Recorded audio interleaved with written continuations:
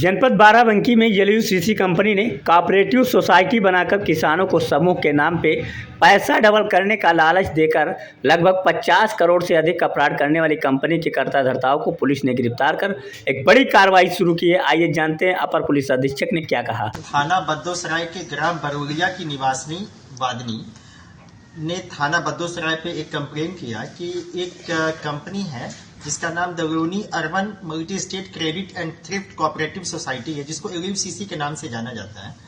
और इस कंपनी ने इनको एक कूट रचित बॉन्ड दिया करीबन 1,25,000 रुपए का, और वो इन्होंने फ्रॉड किया और वो कंपनी बंद करके कंपनी के जो ओनर हैं, एजेंट हैं, वो भाग गए। इस संबंध में थाना बद्दोसराय पे मुकदमा अपराध संख्या 289/2024 सुसंगत धाराओं में पंजीकृत किया गया बनाम राम नरेश आदि 8 नफर व्यक्तियों के अगेंस्ट।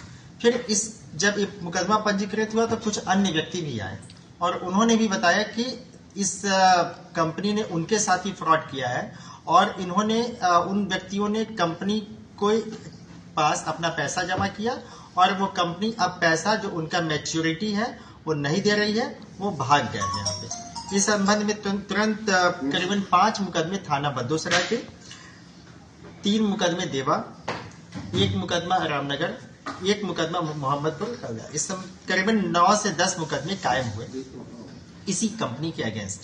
इस कंपनी के मोडस ऑपरेंडी ऐसी थी कि कंपनी ने अपने आप को कृषि मंत्रालय से एक सोसाइटी के रूप में रजिस्टर कराया और जो इसका अभी जो उपनियम है बायलॉज, उसके हिसाब से इस कंपनी का था कि ये सीमांत किसानों को या किसानों को के बेहतरी के लिए काम करेगी और कोऑपरेटिव बनाएगी, यानी समूह बनाएगी। इसकी आड़ में इन्होंने क्या किया कि अपने लोगों को जो इनके कस्टमर को उन्होंने 13-14 रुपए का एक मेंबर बना दिया, लेकिन ये एक तरीके का मास्क मेंबरशिप था, यानी कि वाकई में मेंबर उनको पता ही नहीं था कि मैं मेंबर हूं।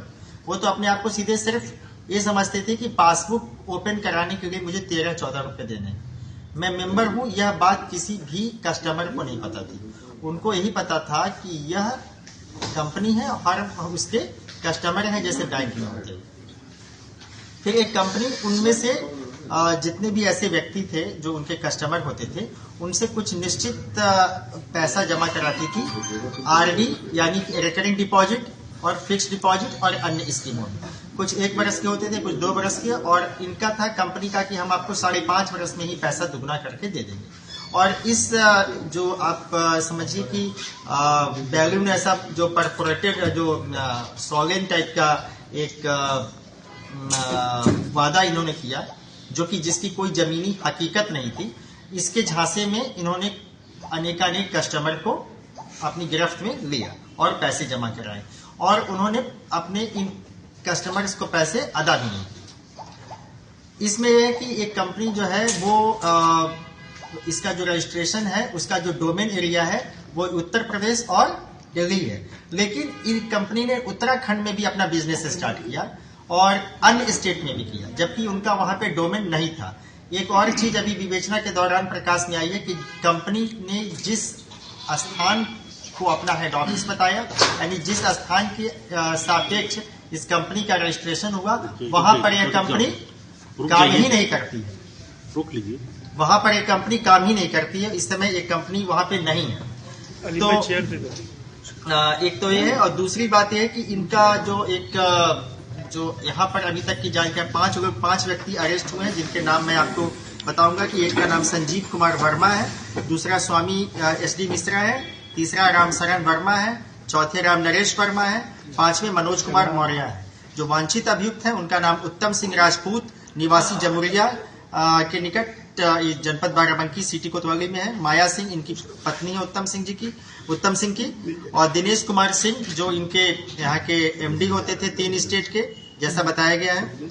अखिलेश मिश्रा और संतोष कुमार मिश्रा, यानी 9 व्यक्तियों के अगेंस्ट है, जिसे 5 अभियुक्तों को गिरफ्तार किया गया। 4 अभियुक्तों की गिरफ्तारी के प्रयास किए जा रहे हैं।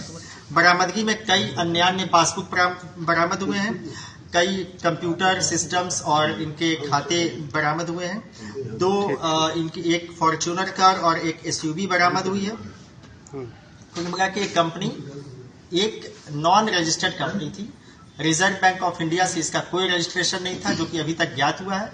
दूसरा, एक कंपनी को अधिकार ही नहीं था एफडी करने का या आरडी करने का, लेकिन इसके बावजूद इस कंपनी ने इस तरह के वित्तीय कामों को किया, जबकि यह एक कोऑपरेटिव संस्था थी। यदि इसका रजिस्ट्रेशन हुआ भी था तो कोऑपरेटिव के तौर पे हुआ था, न कि एक नॉन बैंकिंग कंपनी के तौर पे हुआ। जिले में कितनी ब्रांचेस हैं और अभी स्टेटस क्या है? अभी तक के प्राप्त जानकारी के अनुसार जो संजीव कुमार जो वर्मा है, ये यहाँ पे का मुख्य है और इसके पास 55 से 56 इसके अधीन ब्रांच थी।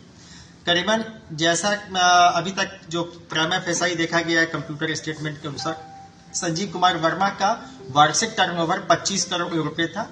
ऐसे 12 व्यक्ति उत्तम सिंह को रिपोर्ट करते थे, जो कोर कमेटी मेंबर है, और इस कोर कमेटी के मेंबर के ऊपर एक सीएमडी है जिसका नाम अभी इन सब अभियुक्तों से पूछताछ में समीर अग्रवाल करके आया है।